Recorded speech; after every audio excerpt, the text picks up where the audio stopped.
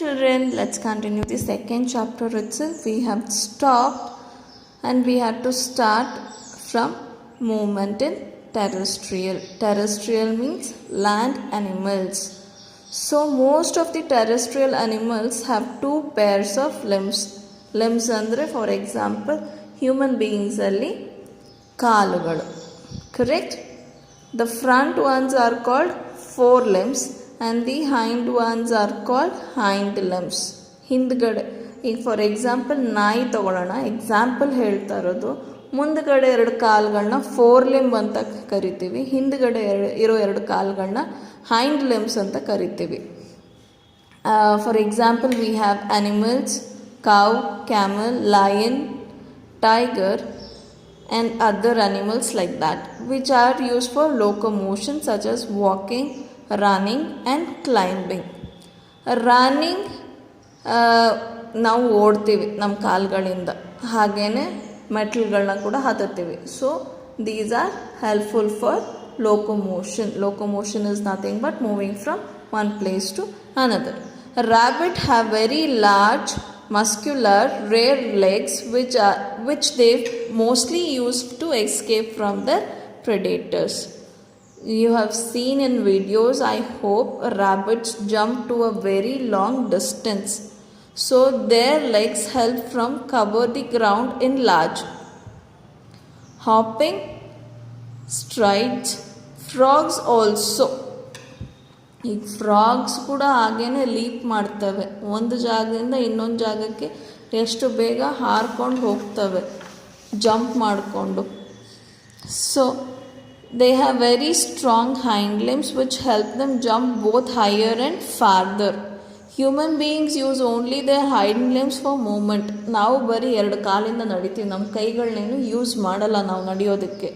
Snakes do not have legs, therefore they use their muscles and scales to push their body ahead. ಸ್ನೇಕ್ಸಿಗೆ ನಾವು ಕಾಲು ಅಥವಾ ಕೈ ಏನು ನೋಡಲ್ಲ, ಅವೇನು ಯೂಸ್ ಮಾಡ್ತವೆ, ಅದ್ರ ಬಾಡಿನೇ ಹಿಂಗೆ ತೆಳ್ಕೊಂಡು ಹೋಗುತ್ತೆ. ಕರೆಕ್ಟಾ? ನಾವು we have movement in aerial ಅಂದರೆ ಸ್ಕೈಯಲ್ಲಿ ಗಾಳಿಯಲ್ಲಿರುವಂಥ animals. For example birds, these include all the birds. Most birds fly by means of feathered wings. Therefore, forelimbs are modified into wings. So ಇದು ಫೋರ್ ಲಿಂಬ್ ಏನು, birds ಎಲ್ಲವಕ್ಕೂ ಎರಡು ಕಾಲಿದೆ, ಕರೆಕ್ಟಾ? But ಇದು ವಿಂಗ್ಸ್ ಏನಿದೆ ಅದು ಫೋರ್ ಲಿಂಬು ಮಾಡಿಫೈ ಆಗಿದೆ ವಿಂಗ್ಸ್ ಆಗಿ. Correct? So they are very powerful. Breast muscles which help them fly in air. Their hind limbs help them to preach, hop and run and catch a prey. Tails also help them in the direction of the flight. So tail ಏನು ಮಾಡುತ್ತೆ, ಈ tail ರೈಟಿಗೆ ಹೋಗಬೇಕಾ ಲೆಫ್ಟಿಗೆ ಹೋಗಬೇಕಾ ಅಂತ tail ಮುಖಾಂತರ ಅವು decide ಮಾಡ್ತವೆ. So next we have birds have very light skeleton and fast digestion which favours flying. So ಅದ್ರ ಬೋನ್ಸು ಏನಾಗಿರುತ್ತೆ, ತುಂಬ ಲೈಟ್ ಆಗಿರುತ್ತೆ. ಬೋನ್ಸ್ ಭಾರ ಇಲ್ಲದೆ ಇರೋದ್ರಿಂದ birds can fly very easily. Bat also fly but the wings are actually the skin folds between the fore limbs bones rather than the feathers. Bat ನೋಡಿದಿರ, you have it this in your picture. ಇಲ್ಲಿ ಈ ಬರ್ಡಲ್ಲಿ ನಮಗೆ feathers ಇದೆ, but ಇಲ್ಲಿ ಬ್ಯಾಟಲ್ಲಿ ಏನಿದೆ, this is nothing but skin. Fore limbs ಮಧ್ಯ skin ಬೆಳ್ಕೊಂಡಿದೆ. So there is a lot of difference between the wings of other birds compared to the wings of bat. So this is skin and these are feathers. So coming to the insects like butterflies, bees etcetera, they have thin membrane which help them fly. ನೀವು ಮನೇಲಿ ನೊಣ, ಸೊಳ್ಳೆ, butterfly ಎಲ್ಲ ನೋಡಿರ್ತೀರ. So ಅದರದ್ದು wings ಬಂದ್ಬಿಟ್ಟು ತುಂಬ ತೆಳ್ಳಗೆ ಇರುತ್ತೆ, ಪ್ರೋಟೀನಿಂದ ಮಾಡಿರುವಂಥ ಮೆಂಬ್ರೇನ್ಸ್ ಅವು. ಸೊ ಇದರಿಂದ ಫ್ಲೈ ಮಾಡ್ತವೆ. ನಾವು coming to movement in aquatic. So ಮನೇಲಿ ತುಂಬ ಜನಕ್ಕೆ ಇದಿರುತ್ತೆ, ಏನು ಫಿಶಸ್ ಹಾಕ್ಕೊಂಡಿರ್ತೀರ, ಅಕ್ವೇರಿಯಂ ಇಟ್ಕೊಂಡಿರ್ತೀರ. ಸೊ ಅಕ್ವೇರಿಯಂ ಇಟ್ಕೊಂಡಿರೋರಿಗೆ ತುಂಬ ಬೇಗ ಅರ್ಥ ಆಗುತ್ತೆ.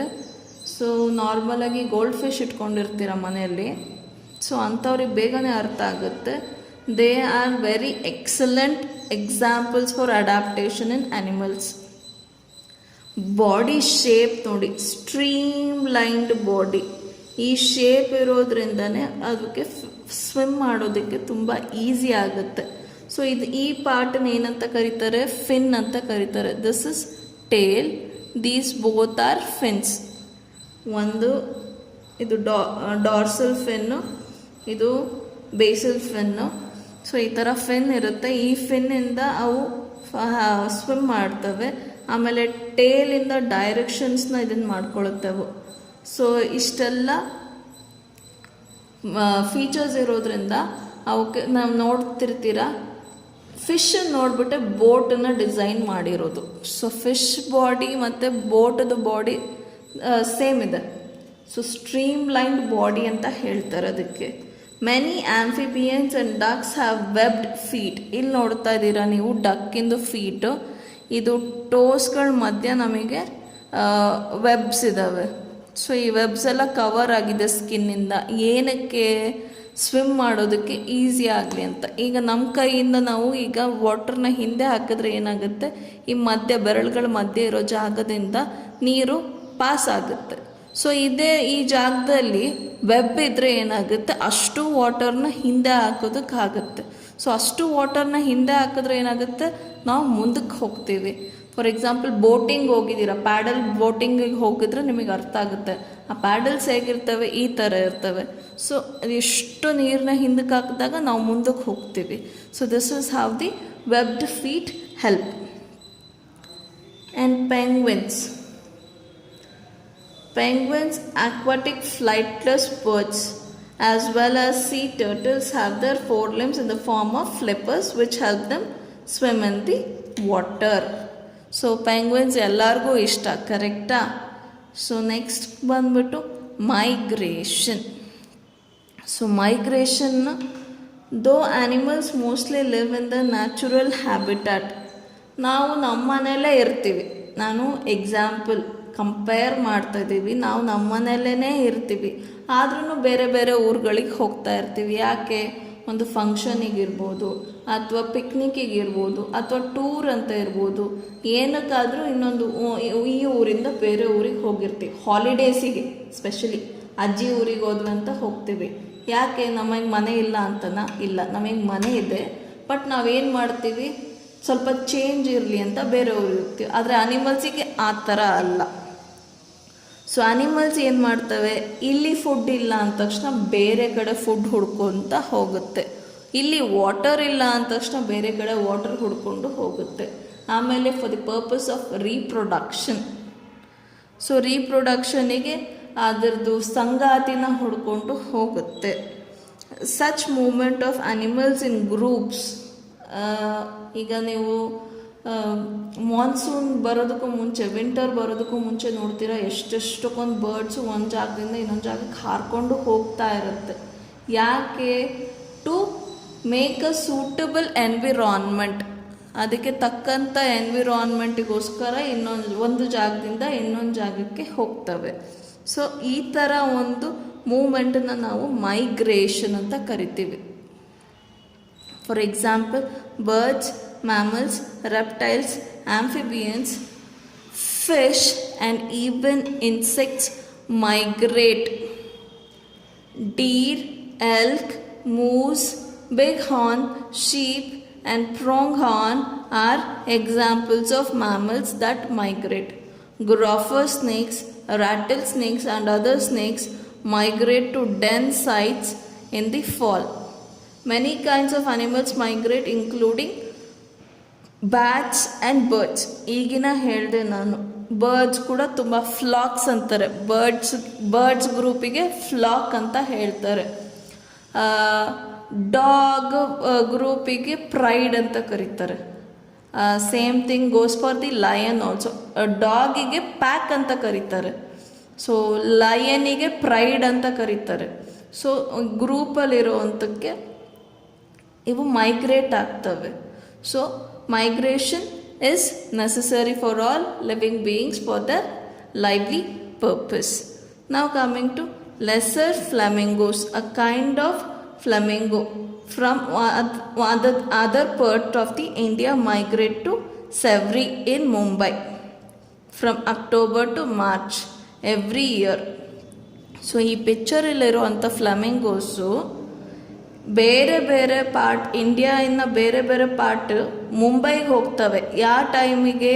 ಅಕ್ಟೋಬರಿಂದ ಮಾರ್ಚ್ವರೆಗೂ. These birds fly from Rann to Kutch, though some are said to come even from Siberia. Siberia ಬಂದ್ಬಿಟ್ಟು ಇಂಡಿಯಾ ಅಲ್ವೇ ಅಲ್ಲ, ಬೇರೆ ಕಂಟ್ರಿ, ಆ ಕಂಟ್ರಿಯಿಂದ ಕೂಡ ಬರ್ತವೆ. ಯಾಕೆ? For suitable climatic conditions. So ಈ ಲೆಸನಲ್ಲಿ what did we learn in this lesson? We have learned the natural home or environment of an animal is called its habitat. The changes in plants or animals to suit their immediate surroundings are collectively called as adaptation. Ability of animals to change body color to suit the environment is called as camouflage.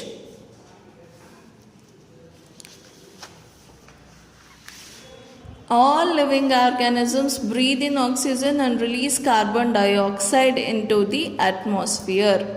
Insects like cockroaches and grasshoppers breathe in air through small holes called spiracles present along the side of their body. Next, spiracles are tiny holes present along the sides of their body and connected to trachea. Fish use gills to take in oxygen present in the water. Frogs have hind legs with webbed feet to help them push against the water. Movement of animals in a group from one place to another is called migration.